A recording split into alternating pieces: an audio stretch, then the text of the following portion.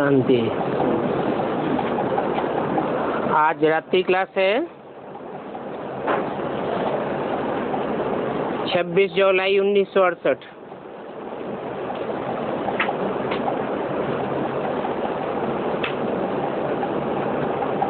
सारा मदार है रक्षाबंधन पर।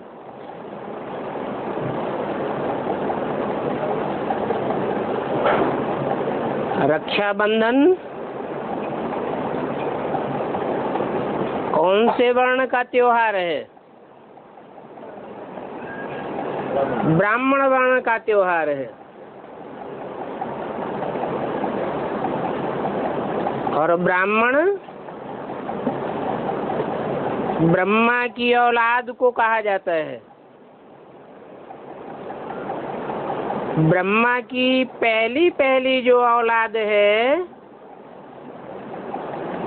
सनत कुमार, उन्होंने सारी दुनिया को ऐसे पवित्रता के रक्षा के बंधन में बांधने के लिए मजबूर किया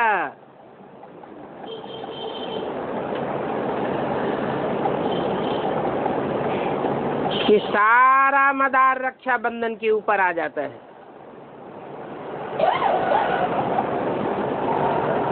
दुनिया के सारे कार्य पवित्रता से ही होते हैं।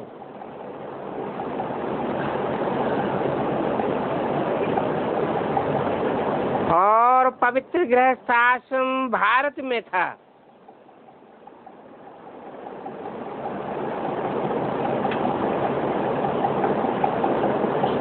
जब सनातन धर्म की स्थापना हुई थी,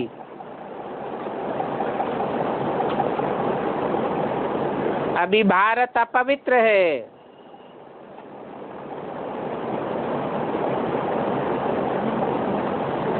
जब अपवित्र है तो देवी देवता सनातन धर्म की ग्लानि होती है।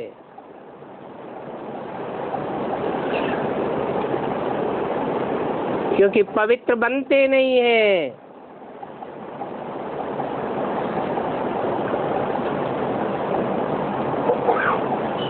नारायण की कोई ग्लानि नहीं होती है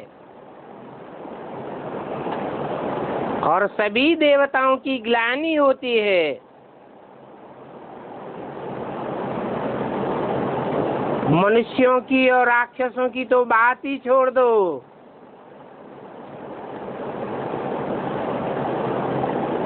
इससे क्या साबित हुआ कि एक नारायण के सिवाय सब अपवित्र थे।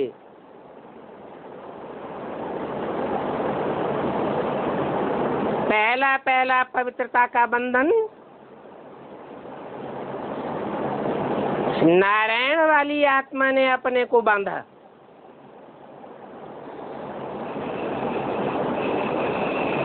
जिन्हें देवी देवता सनातन धर्म का बीज कहा जाए।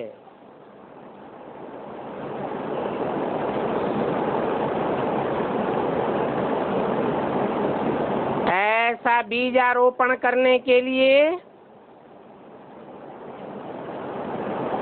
पुरुषोत्तम संगम युग पर बाप ही आते हैं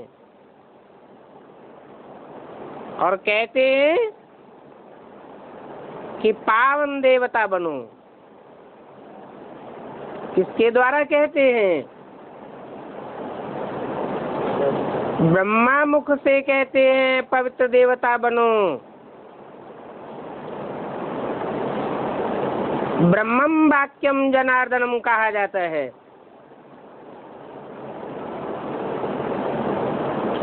ब्रह्मा के मुख से निकली हुई वाणी वेद वाणी है।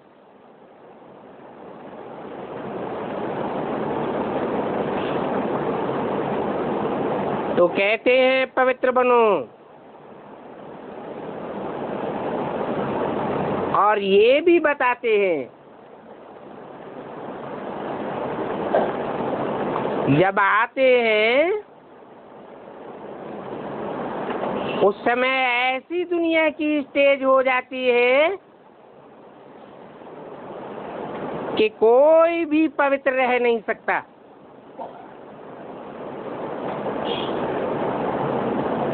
सब अपवित्र होते हैं। पतित दुनिया में सब पतित।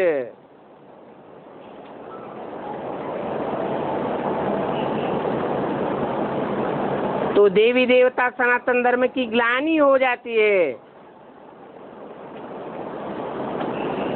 बाप भी कहते हैं देवता धर्म की बड़ी ग्लानि कर दी। अभी भगवान बाप ऑर्डिनेंस निकालते हैं, कहते हैं कि पवित्र बनो तो पवित्र दुनिया के मालिक बनेंगे। अभी भारतवासी धर्म भ्रष्ट और कर्म भ्रष्ट हो गए हैं।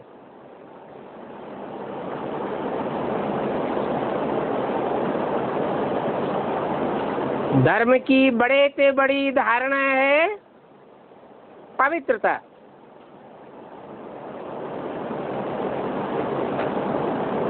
उस पवित्रता की स्टेज को भी पहचानना है।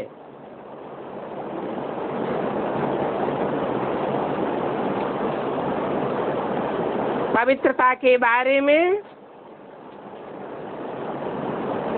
गहराइयों को नहीं जानते हैं।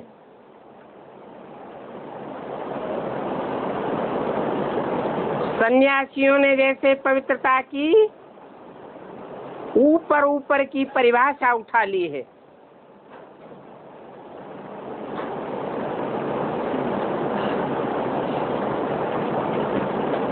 समझते हैं कि घर घाट छोड़ देने से पवित्र हो जाते हैं, परंतु वो तो उनका हठ योग है। बाप ने तो सहज राजयोग सिखाया था, सहज सहज पवित्र बनना सिखाया था।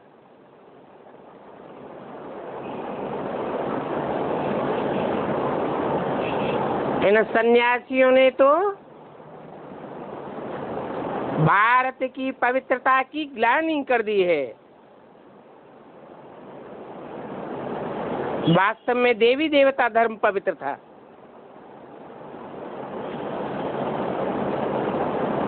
जो देवी देवता सनातन धर्म ब्रह्मा के पहले पहले पुत्र सनत कुमार के द्वारा स्थापन होता है।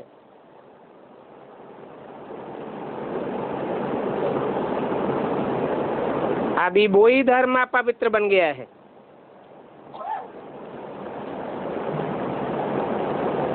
तो बाप कहते हैं ऐसे धर्म की ग्लानि के समय पवित्रता कहाँ से आ गई?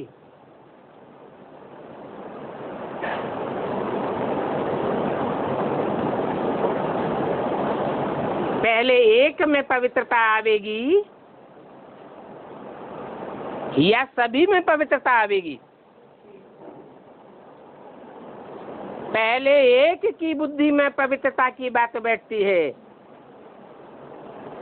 फिर नंबरवार औरों की बुद्धि में बैठती है।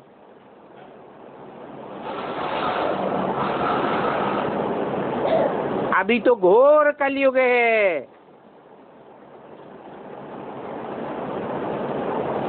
तो पवित्रता की बात पर ध्यान ही नहीं देते हैं। इसलिए आदि सनातन देवी देवता धर्म की ग्लानि हो पड़ी है। इस सब पवित्रता की बात को 100% समझाने में कितनी मेहनत लगती है।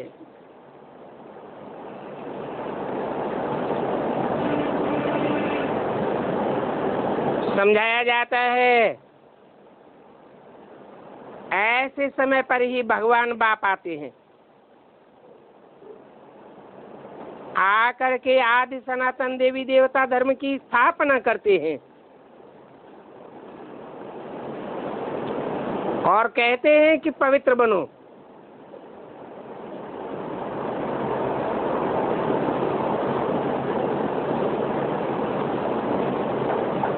ये भी बताते हैं कि अभी धर्म की अति ग्लानि है, इसलिए भारत में पीस, प्रॉस्पर्टी खलास हुई पड़ी है।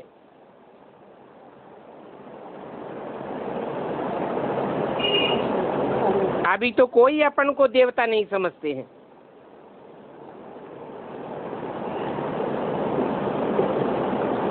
सब लेवता है।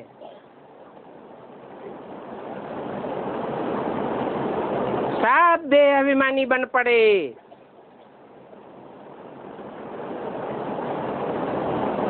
अपन को देह समझने के कारण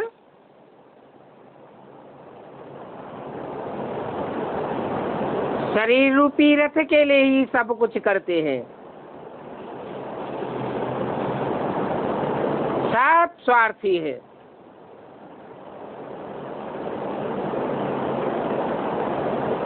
अभी बाप बताते हैं अपन को आत्मा समझो।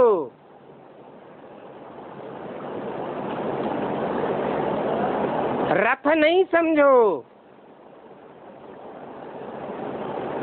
रथ समझेंगे तो स्वार्थी बनेंगे। आत्मा समझेंगे तो सुप्रीम सोल बाप की तरह परमार्थी रहेंगे। देने वाले दाता देवता बनेंगे। कोई से लेने की इच्छा नहीं करेंगे।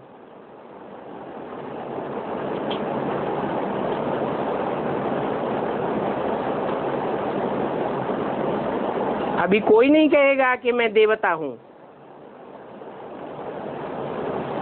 और ही कहते हैं कि ये देवताएं भी तो विकारी थे। अरे देवताएं तो आत्मिक स्थिति वाले होते हैं, स्वस्थिति में रहने वाले, आत्मा को निराकार समझते हैं। निराकारी, निर्विकारी, निरहंकारी होते हैं। देवताओं में विकार कहां से आए?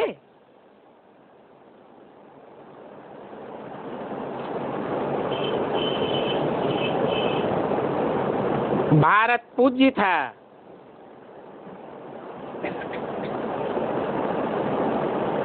तब देवता धर्म था।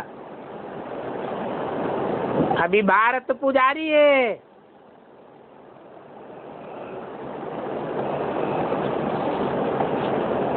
पुजारियों को दर दर माथा टेकना पड़ता है। पूज्य को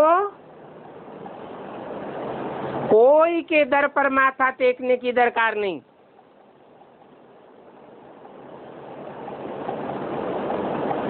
गीत भी बनाते रहते हैं, अर्थ नहीं समझते।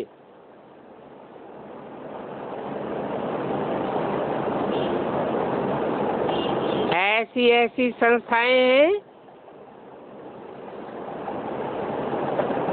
जिनकी फीमेल हेड्स बहुत सेवा करती हैं। उनको सोशल वर्कर्स कहते हैं। परंतु वास्तव में पवित्र बनाने की सेवा तो कोई भी नहीं करते। अभी बाप ने तुम शक्तियों को ये सेवा सौंपी हुई है कि खास भारत को और आम सारी दुनिया को पवित्र बनाना है।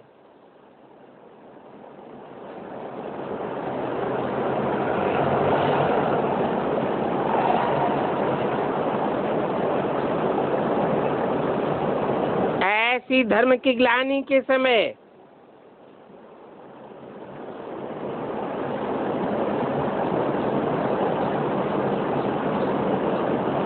तुम सबको पवित्र बनने की प्रेरणा देती हो।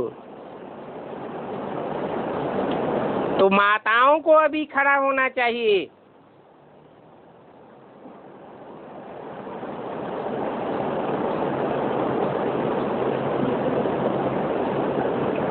ताकि नेपाल आदि की तरफ पवित्र बन सके। ये क्या बात हुई? हाँ? सिर्फ नेपाल की तरफ पवित्र बन सकेंगे? हाँ? हाँ, हद की नेपाल की बात नहीं है, बेहद के नेपाल की बात है। मना भगवान बाप जब आते हैं तो जो नई दुनिया का संगठन तैयार करते हैं, उस नई दुनिया के संगठन में जो रहने वाले हैं वो नेपाल वासियों की तरह ऊंची स्टेज में पहाड़ों पर रहते हैं।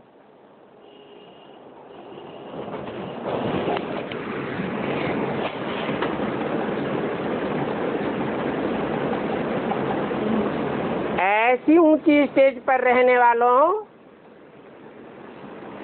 के ऊपर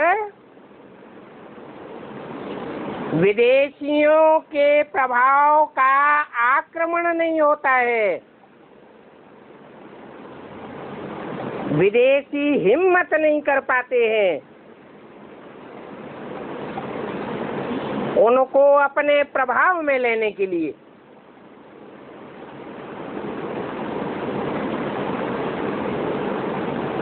सारे भारत के ऊपर विदेशियों ने आक्रमण किए। बड़े बड़े आक्रांताएं आए, सारे भारत को अपना दास बनाया।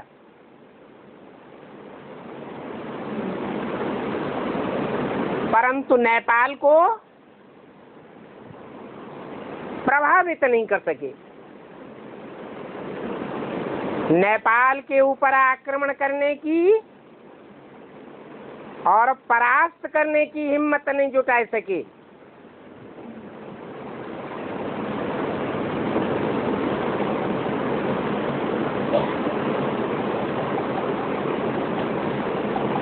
आज उन नेपालियों के ऊपर माओवादियों का राज्य है। किनका राज्य है? ओ अम्मावादी। माँ माने अम्मा, माँ ओ वादी। जो माँ की मान्यता करने वाले हैं।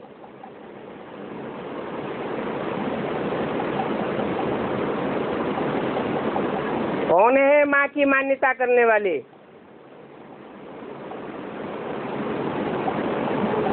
है देवी की मान्यता करने वाले। बाबा ने बताया है रावण संप्रदाय है।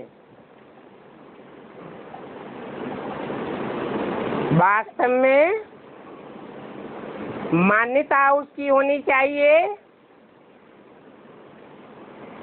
जो सर्वोपरि मान्य है।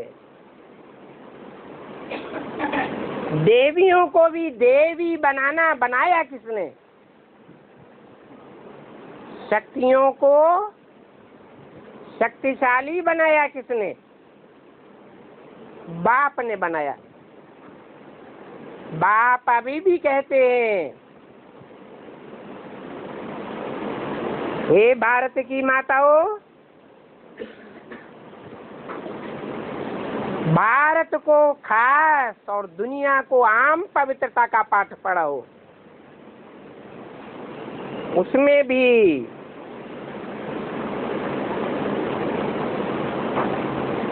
नेपालियों के ऊपर विशेष ध्यान देना है, जो नई दुनिया की पालना करने वाले बनने हैं। कौन बनेंगे नई दुनिया की पालना करने वाले? इस्लामी, बौद्धि, क्रिश्चियन, चंद्रवंशी, बौद्धि कौन बनेंगे? है?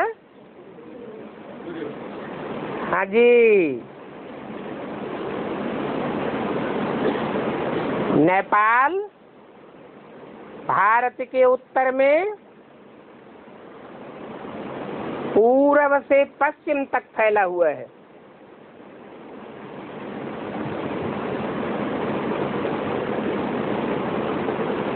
आधा हिस्सा मैदानी है और आधे से ज्यादा हिस्सा पहाड़ी है।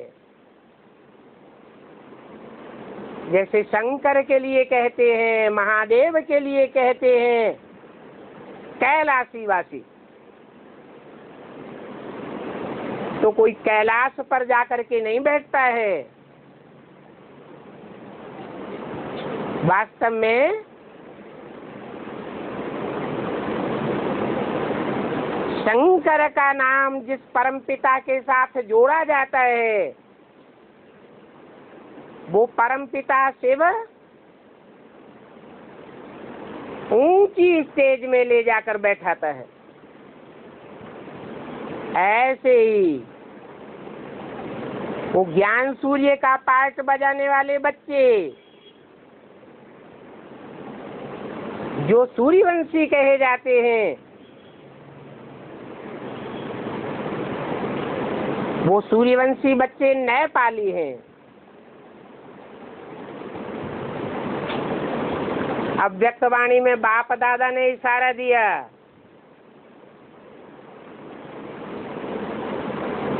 संदेशियों के द्वारा इशारा दिया, मम्मा बाबा का जन्म नेपाल में होगा।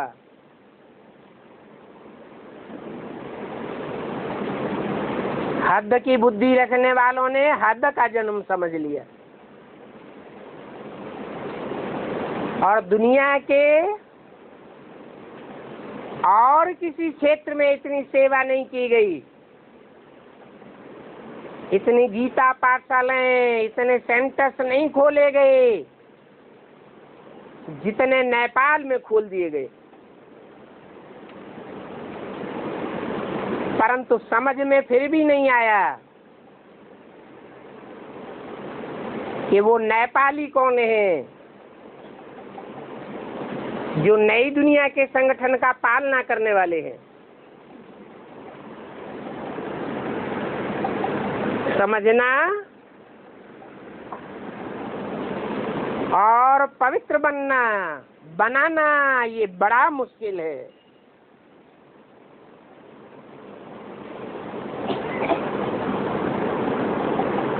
नेपाल का जो महेंद्र है, उस समय नेपाल का राजा 68 में कौन था? महेंद्र। वो तो पवित्रता को भी नहीं मानेंगे।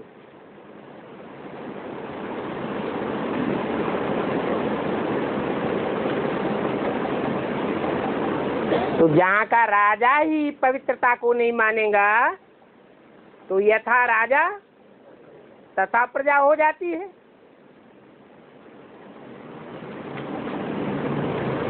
फिर प्रजा भी नहीं मानेगी। तो ऐसे देश में पवित्रता की स्थापना करना तो बहुत कठिन हो जाएगा।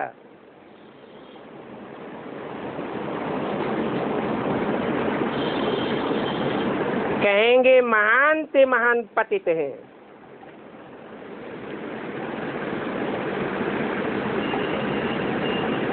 बाप कहते हैं न बड़े आदमियों की तकदीर में नहीं है।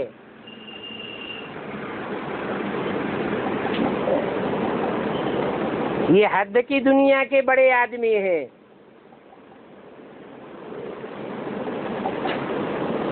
राजाएं महाराजाएं कहे जाते हैं।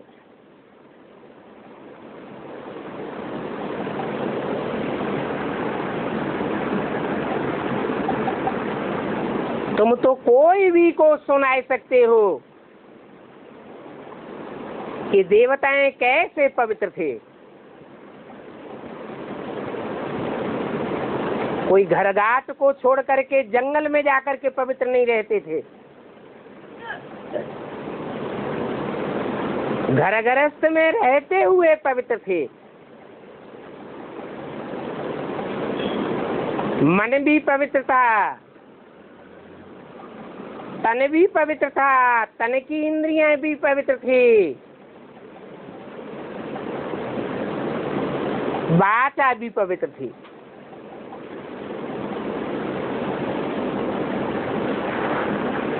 यहाँ तो देखो कितने पतित बन पड़े हैं। अभी भारत का क्या बुरा हाल हो गया है।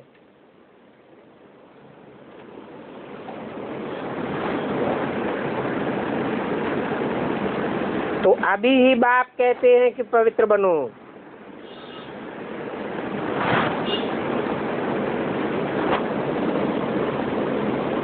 इस पवित्रता की बात में ही मुसीबत पड़ती है।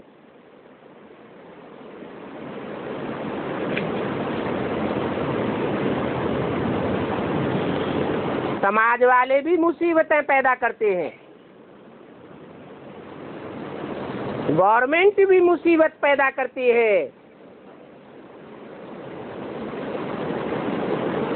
जन्म जन्मांतर के आत्मा में जो विकारों का लेप छेप लगा है, कितना तंग करता है।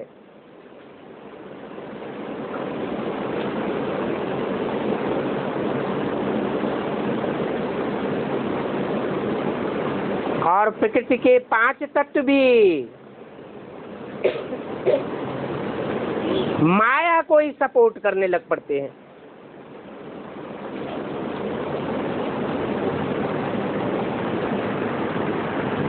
ये माया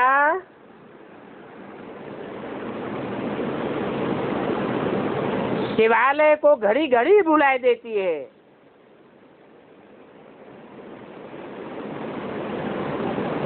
जो शिवालय भारत में आज भी यादगार बना हुआ है, पवित्रता की टॉप स्टेज का यादगार,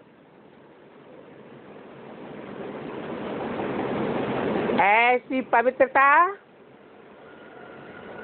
कोई भी सन्यासी, कोई भी महात्मा, कोई भी धर्म पिताएं धारण ही नहीं कर सकते।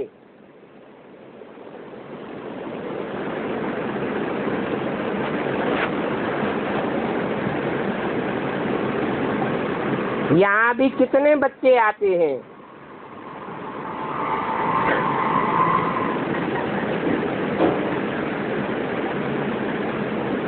पवित्रता का बंधन बांधते हैं। पहले खून से लिख कर देते थे, अभी स्टाम्प पेपर पर लिख करके देते हैं।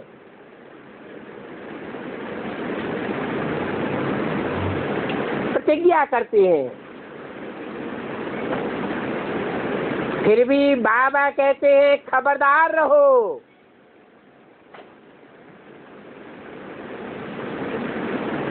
ऐसा न हो कि माया एक ही थप्पड़ में तुमको गिराई देवे।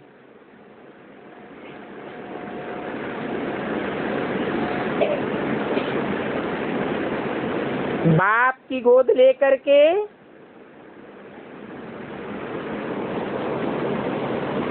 बाप की गोद में बच्चा बैठे और माया बेटी आकर के थप्पड़ लगाए दे।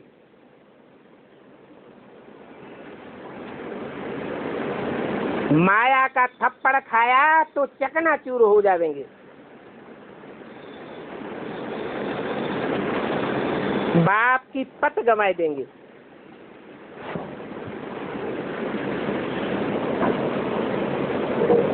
इसलिए कहते हैं पवित्र रहना बड़ा मुश्किल है।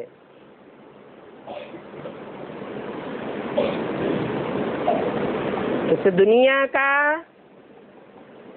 और खास भारत का सारा वातावरण ही पवित्रता के बरखिलाफ है।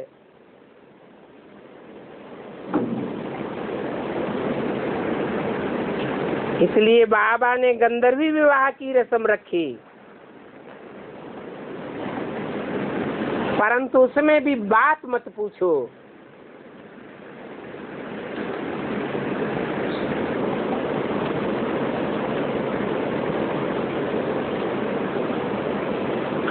कितने अपवित्र बन पड़ते हैं।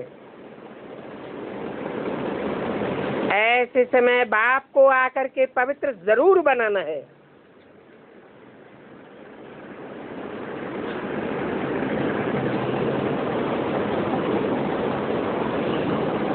जब बाप आते हैं तो मौत सामने खड़ा हुआ होता है। हाँ? कब आते हैं बाप? है संगम युग में भी कब? 76 में। तो मौत सामने था क्या?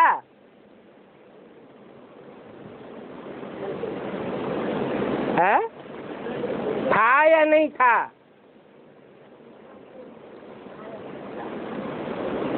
बेहद का बाप है तो बेहद का मौत भी ब्राह्मणों के सामने था।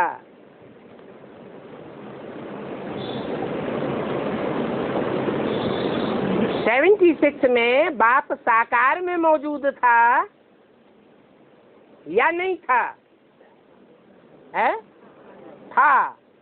फिर कितनों को पता था, कितनों को निश्चय था कि बाप साकार में 76 में मौजूद है? है? है? कोई को पता नहीं था। तो सब अनिश्चय बुद्धि मरंती की स्टेज में थे। मौत सामने खड़ी हुई थी।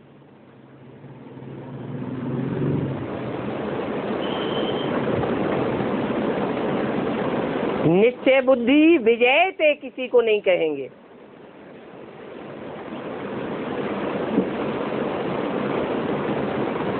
ऐसे समय पर बाप आते हैं।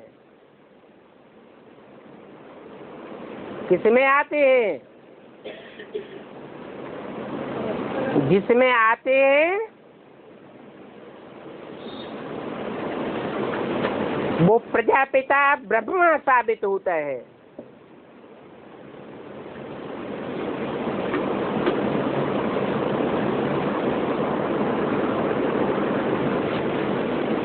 ऊंच से ऊंच बाप है। नेक्स्ट टू गॉड शंकर को कहा जाता है। फिर next to God Prajapita, next to God Krishna और नेक्स्ट टू गॉड नारायण। जैसे कि चारों ही नामधारी एक ही हस्ती वाले हैं।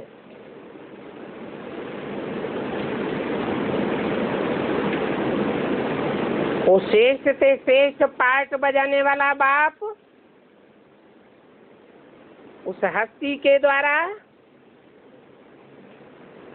नंबरवार बच्चों को विजयंती की स्टेज में ले जाता है।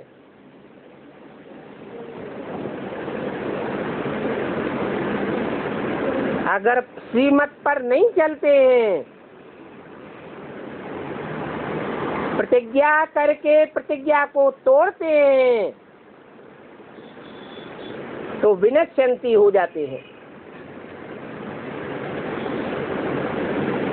क्योंकि मौत सामने खड़ा है।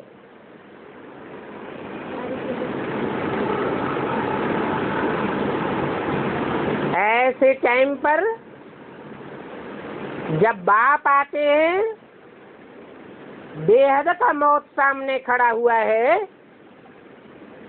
तो बच्चों के अंदर में सफाई चाहिए, सच्चाई चाहिए,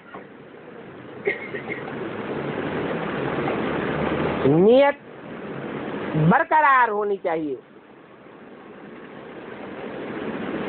नहीं तो नियत खराब हो पड़ती है।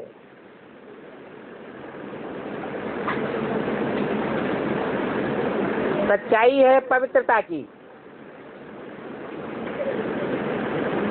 दैवी गुणों को धारण करने की।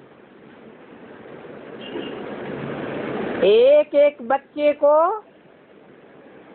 अपने अंदर को पहचानना है, जानना है, कदम कदम पर जांच करनी है। हमारी चलन देवताओं जैसी बनती जाती है,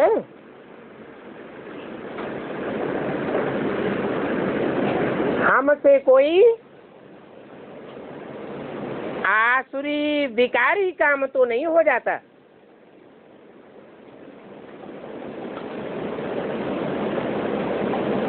विकारी शब्द ही जाहिर करता है। वि माने विपरीत, कार्य माने कार्य करने वाला, श्रीमत के विपरीत कार्य करने वाला। जो अंजाम किया है बाप के सामने, वो पवित्रता की राखी के बंधन को तोड़ देते हैं।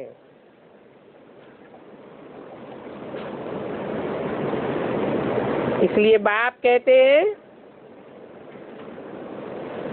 तुरंत अपना पोता मिल लिखो।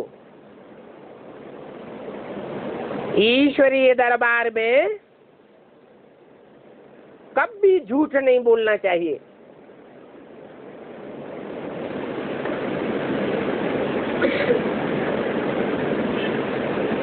छिपाना नहीं चाहिए। अगर छिपाते रहेंगे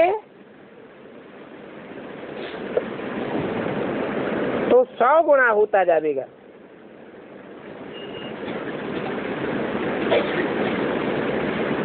सौ गुना पाप चढ़ते चढ़ते आखिरी माया के फाइनल पेपर में पूरे ही फां हो जाते हैं।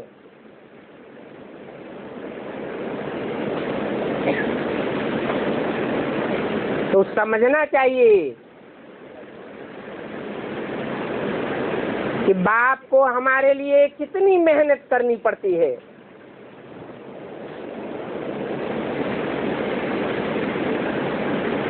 पाप आत्माओं को पुण्य आत्मा बनाने में।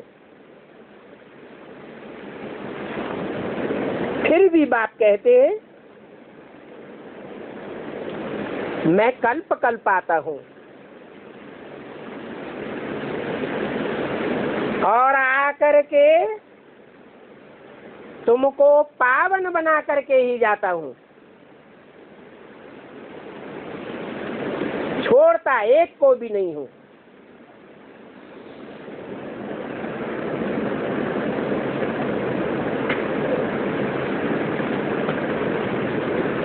बच्चों के बंधन भी किस्म किस्म के हैं।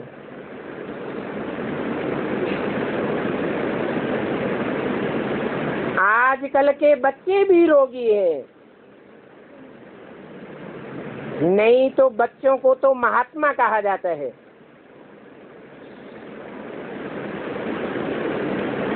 आजकल के छोटी छोटी उम्र के बच्चे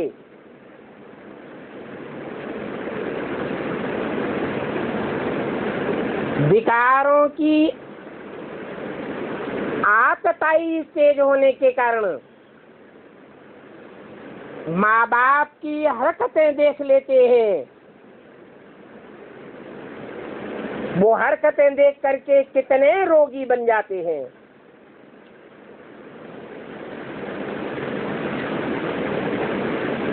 ऐसे माहौल को छोड़कर बच्चे भी कहाँ जावें।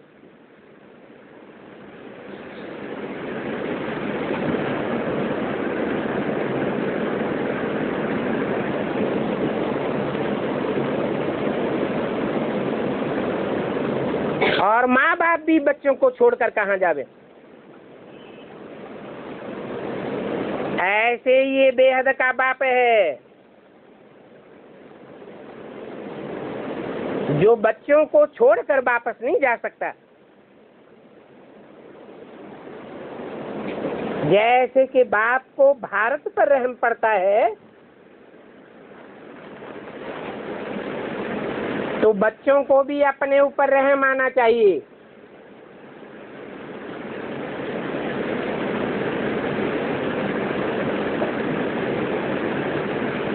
भारत की महिमा करते हैं ना, भारत हमारा ऐसा ऊंच,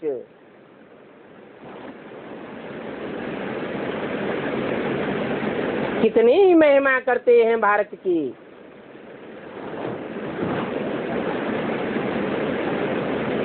अभी वो भारत आधा कल्प का पक्का वैश्यालय रौरव नरक बन गया है। इस रौरव नरक में अच्छे अच्छे पुरुषार्थ करने वाले बच्चों की भी बहुत बुरी हालत हो जाती है। जब भारत विशेष बन जाता है तो बाप आकर के वाइसलेस बनाते हैं।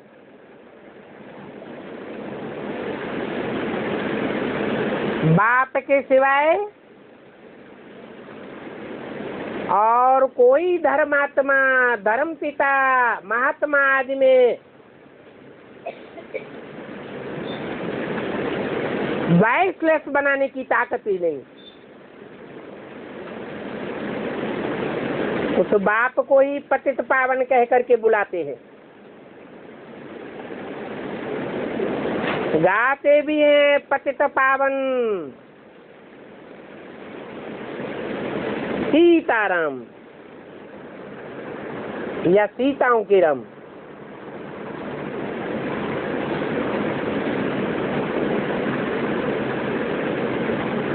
परंतु पावन बनने के नाम से ही माथा खराब हो जाता है।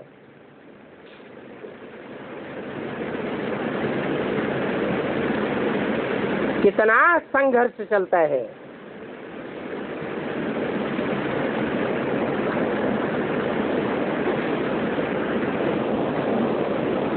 वो माँ बाप तो आशाएं रख बैठे हैं कि बच्चों की शादी करावे,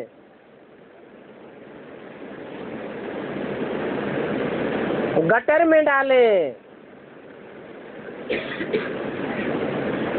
अपने वंश का नाम बाला करें। लाखों रुपया खर्च कर देते हैं।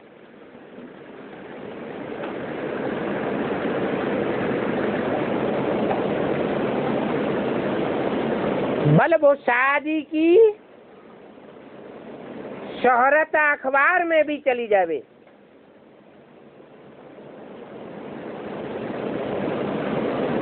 भगवानवास बड़े बड़े आदमी लाखों रुपया खर्च करते हैं।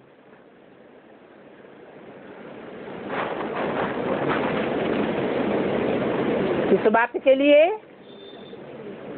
बच्चों को गटर में डालने के लिए, विषय वैतरणी नदी में ढकेलने के लिए।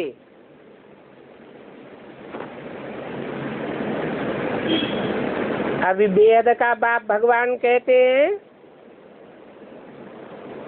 इस काम को जीतो और जगत जीत बनो।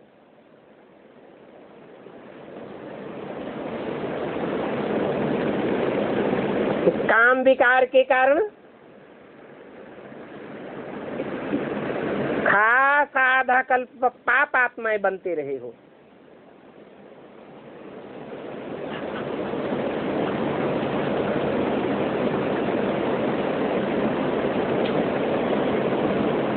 आधा कल्प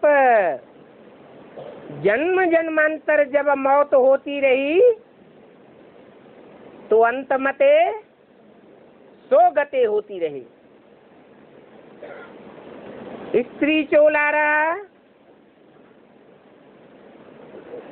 तो पुरुष की याद में शरीर छोड़ता रहा। पुरुष चोला रहा तो 63 जन्मों में स्त्री चोले की याद में शरीर छोड़ता रहा, तो अंतमते सो गते होती जाती है। और ये दिन दूना रात चौगुना काम का आवेग बढ़ता ही जाता है।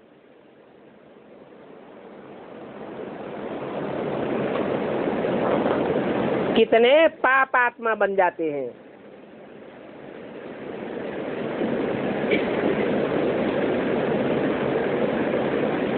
कौन सा अंग सबसे ज्यादा पाप करता है?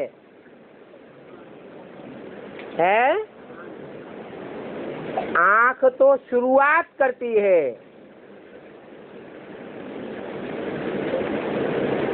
लेकिन अंतिम स्टेज तक कौन सा अंग पहुंचाता है?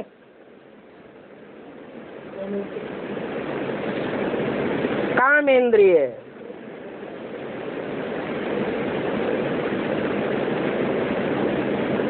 कहाँ शिव की कामेंद्रिय पूजी जाती है?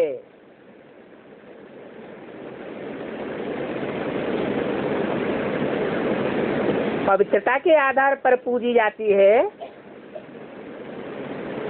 या पवित्रता के आधार पर? पवित्रता के आधार पर पूजी जाती है। पवित्रता अर्थात दुख का नाम निशान नहीं।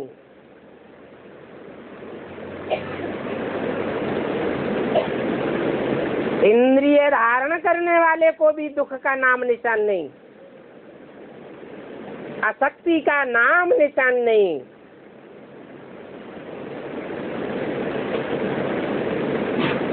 और धरणी जो माता कही जाती है उसको भी दुख का नाम निशान नहीं होता।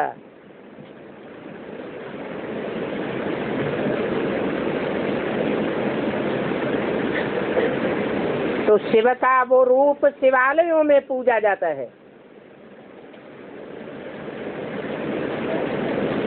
और कोई भी ऐसा देवता नहीं है जिसका लिंग पूजा जाता हो। और इंद्रियों को 100% पवित्र बनाया, परंतु उन 33 करोड़ देवताओं ने काम इंद्रियों को 100% पवित्र नहीं बना पाया। इसलिए काम जीते जगत जीत विश्वनाथ के रूप में एक ही देवता का गायन है, बाकी 7 देवताएं नंबरवार है।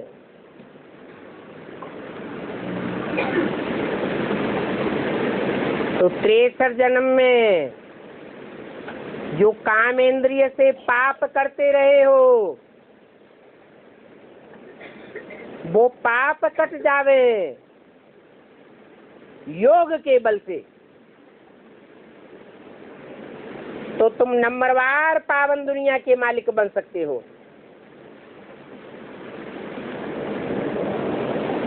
वो दुनिया वाले तो समझते हैं ये ब्रह्मा कुमारियां पवित्रता की बात करके घर फिटाती हैं,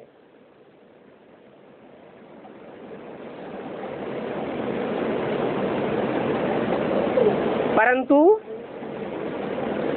बाप तो कहते हैं कि तुम घर आबाद करने आई हो। सारी दुनिया को एक घर कुटुंब बना करके वसुधैव कुटुंबकम का नारा लगा करके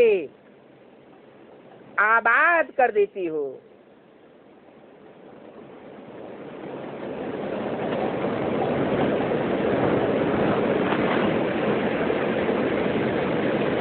आत्मा आत्मा भाई भाई समझना,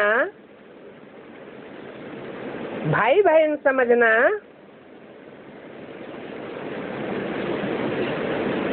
ये कोई घर फिसाने वाली बात थोड़ी है।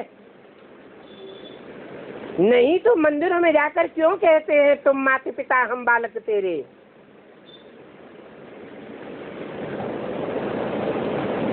मंदिर में जाकर कहेंगे, फिर घर गृहस्थ में जाकर के पतित बन पड़ते हैं।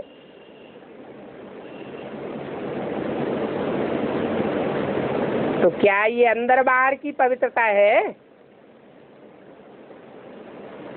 ये अंदर की सच्चाई है।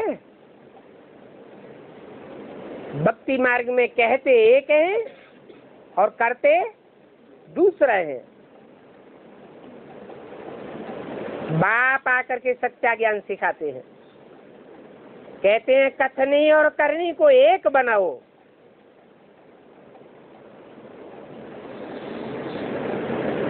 यहाँ तो बाप कहते हैं पति पत्नी आपस में दोनों एक दूसरे को भाई भाई समझो, क्योंकि भाई बहन समझने में भी माया खोट मार देती है। ये आंखें बड़ी धोखेबाज हैं। इन आंखों को संभाल में रखना चाहिए। क्या संभाल रखेंगे?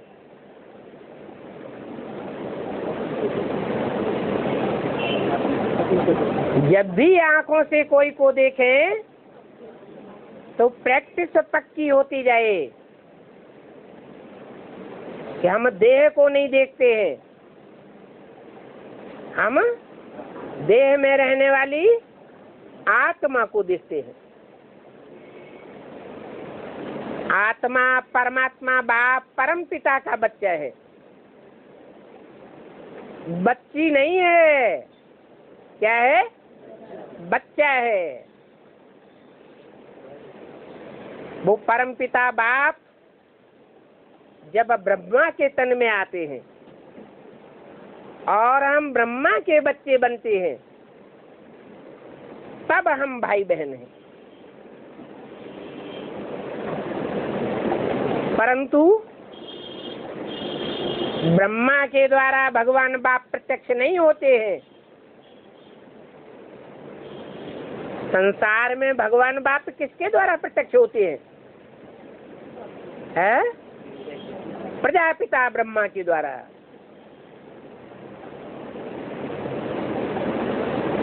जिसे कहा नेक्स्ट टू गॉड, वही प्रजापिता संसार में शंकर के नाम रूप से प्रत्यक्ष होता है। कृष्ण कहो, नारायण कहो, इस नाम रूप से प्रत्यक्ष होता है।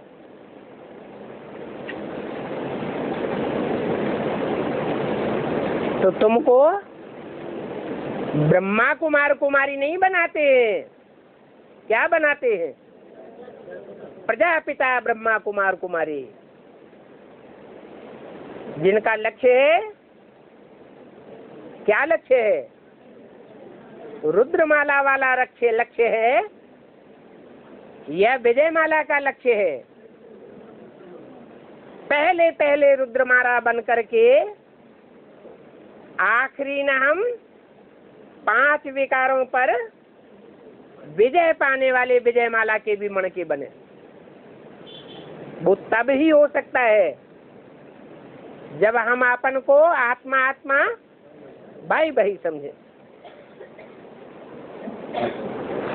तो अभी बाप कहते हैं भाई भाई समझो। ये आंखें ऐसी हैं जो चूहरा छी बनाई देती हैं।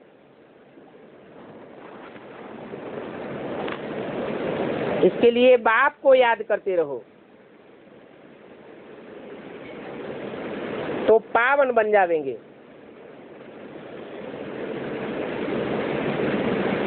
जो बाप को याद नहीं करते हैं ब्राह्मण, नहीं पहचानते हैं, नहीं मानते हैं, सिर्फ ब्रह्मा को ही मानते हैं, जानते हैं, पहचानते हैं, गीता का भगवान साकार में समझते हैं, वो पावन नहीं बन जाएंगे? है? बनेंगे या नहीं? है? बनेंगे पावन। अगर वो पावन बने होते तो अधूरे ब्राह्मण नहीं बनते। जिस नई दुनिया की स्थापना भगवान बाप आकर के करते हैं, उस दुनिया की पालना करने वाले बन जाते। नई दुनिया की पालना करने वाले बेहद के नेपाली बन जाते।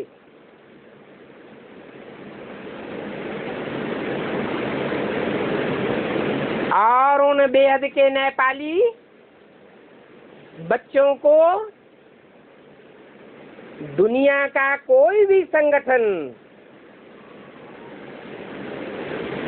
डाउन नहीं कर सकता है।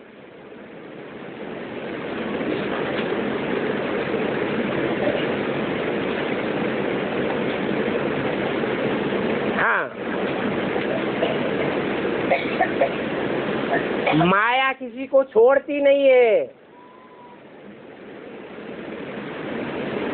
आखिरी जन्म में तो माया सबको धराशायी कर देती है।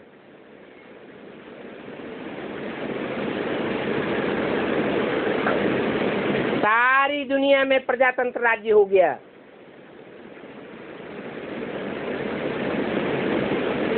लेकिन नेपाल और भूटान दोनों में अब तक भी राजा का राज्य रहा।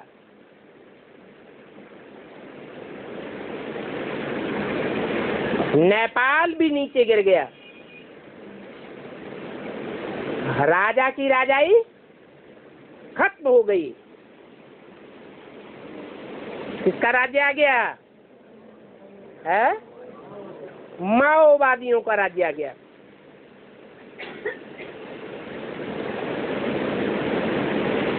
जो माँ की उपासना करने वाले हैं,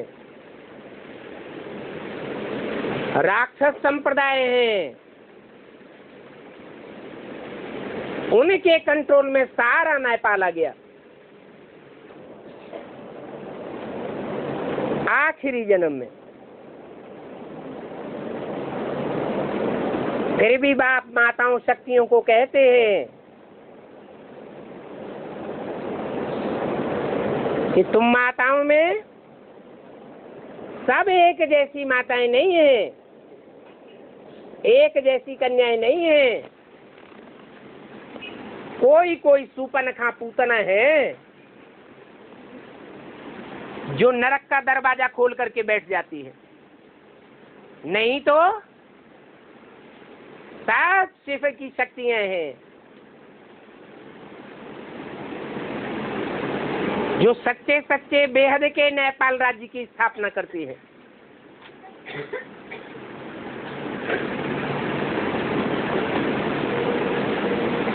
इसलिए अभी एक बाप दूसरा न कोई।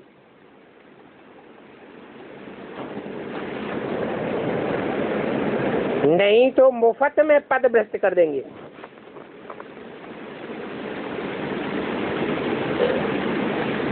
जाकर के जन्म जन्मांतर कल्प कल्पांतर दास दासियां बनते रहेंगे।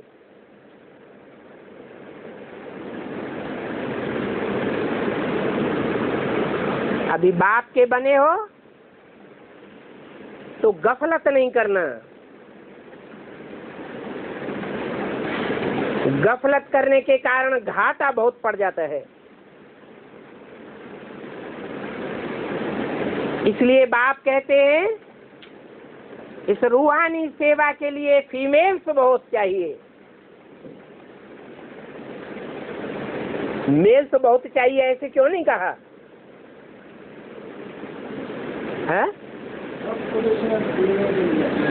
हाँ, खूब पक्का याद कर लिया है।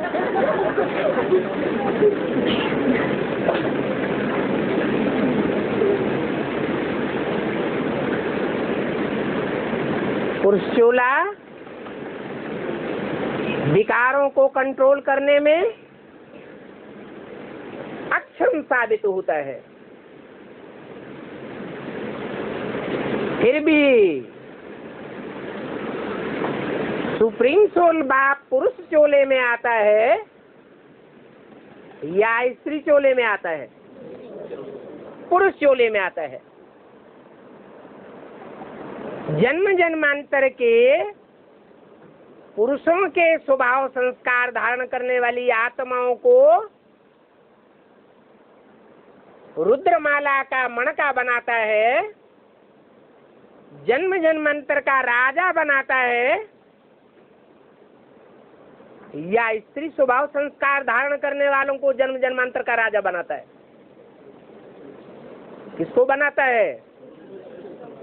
रुद्रमाला के मणकों को बाप आकर के उठाता है। क्यों? ये तो पार्शलिटी वाली बात हो गई।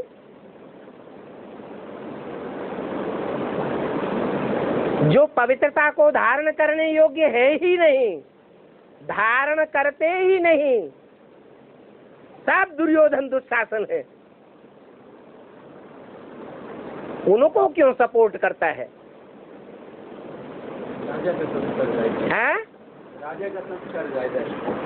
राजा के संस्कार ज्यादा हैं। राजा बनना अच्छा है।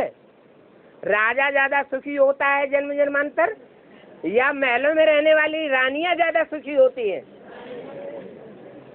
आत्मा की इच्छा सुख भोगने की है या दुख भोगने की है? हर आत्मा की ये इच्छा है कि हम जीवन में रहते सुख भोगे लेकिन दुख न भोगे।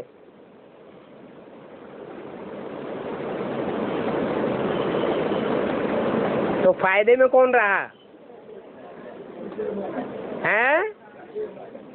जो जन्म जन्मांतर के पवित्रता के संस्कार धारण करने वाली कन्याएं माताएं, वो सुख जास्ती भोगती है।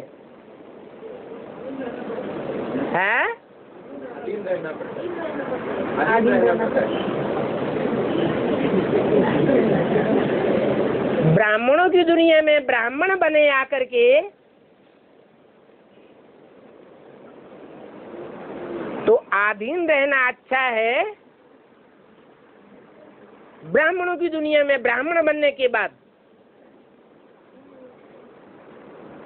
या स्वाधीन रहना अच्छा है? स्वाधीन रहना अच्छा है। किसी के अधीन नहीं बनेंगे। है? क्यों? जो एक बाप है उसकी अधीनता स्वीकार करनी पड़ी ना,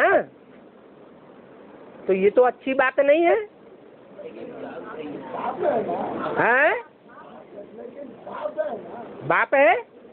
अरे जो बच्चा बाप की कमाई में से एक पैसा न ले, अपनी कमाई से ही बाप से 1.25 गुना बन करके दिखाए, वो बच्चा ज्यादा पावरफुल या बाप की कमाई के आधार पर कमाए हुए धन के ऊपर काबिज हो करके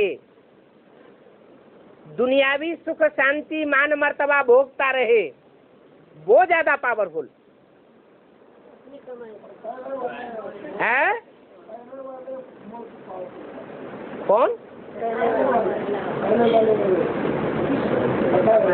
माना जो अपनी कमाई का खाए। हाँ जी, तो ये रुद्रमाला के मणके ऐसे ही मणके हैं। यज्ञ के आदि के भले सब फेलियर से हैं, उन फेलियर से राम संप्रदाय वालों को बाप ने कोई माल मिल्कियत नहीं दी। यज्ञ से उनको कोई सहारा नहीं मिलता है।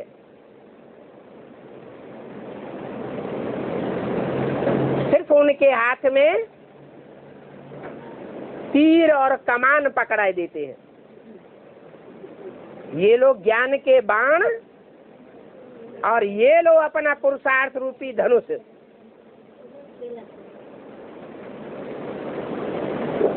इस शरीर रूपी धनुष को, चाप को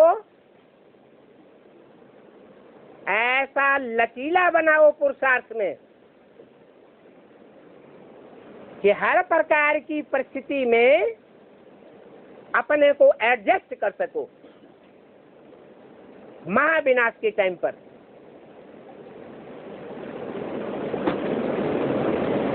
तो वो बच्चे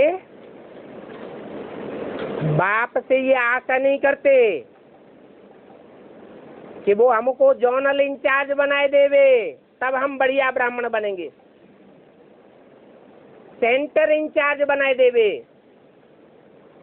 महलमानियां अटारियां हमको सौंप देवे। मांगने से मरना भला।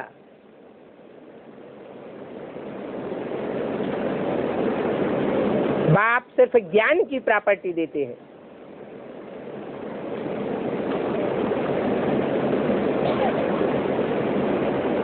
और पुरुष प्रभाव को, पुरुष चोले को तो कोई शरणागत लेने की दरकार भी नहीं है।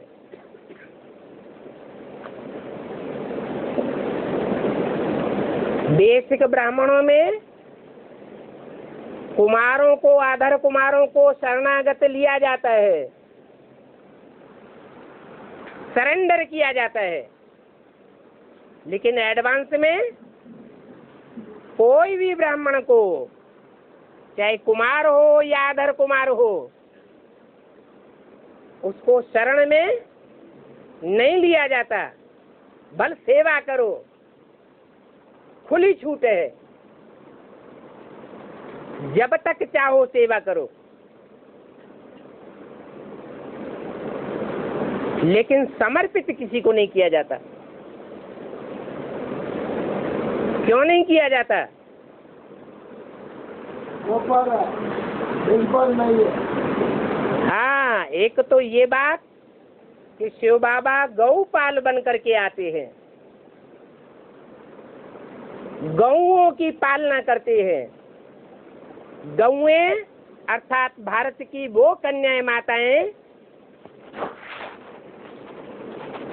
जिनको आज के पिशाची राक्षसी माहौल में कोई न कोई शरण में रहने की जरूरत पड़ती है। वो स्वच्छंद होकर के जीवन नहीं बिता सकती, स्वतंत्र होकर के रहे तो उनकी दुर्गति होने की संभावना ज्यादा है। इसलिए बाप आकर के ये गौशाला खोलते हैं। गांव गांव में, शहर शहर में गौशाला खोलते हैं, जो यादगार भक्ति मार्ग में चलती है गीता मंदिरों की।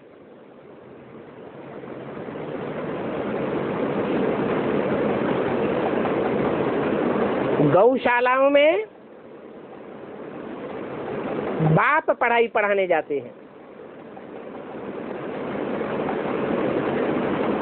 इसलिए उसका नाम गीता मंदिर पड़ा हुआ है।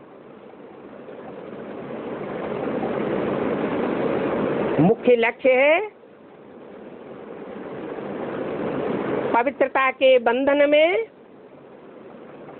बंधना और दूसरों को बांधना। यही पढ़ाई पढ़ाते हैं। सात को कहते हैं कि सब धंधों में है नुकसान सिवाय एक ईश्वरीय धंधे के। जिस्मानी सर्विस को छोड़ करके रूहानी सर्विस करनी है।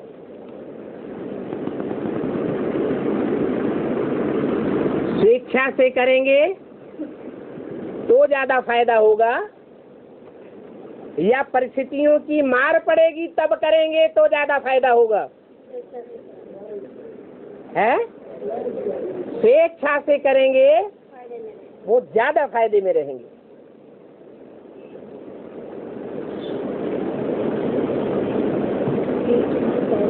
जो बड़े बड़े आदमी बनेंगे बेहद के, उनके लिए बड़ी रूहानी सर्विस चाहिए। अच्छा, बच्चों को गुड नाइट ओम शांति।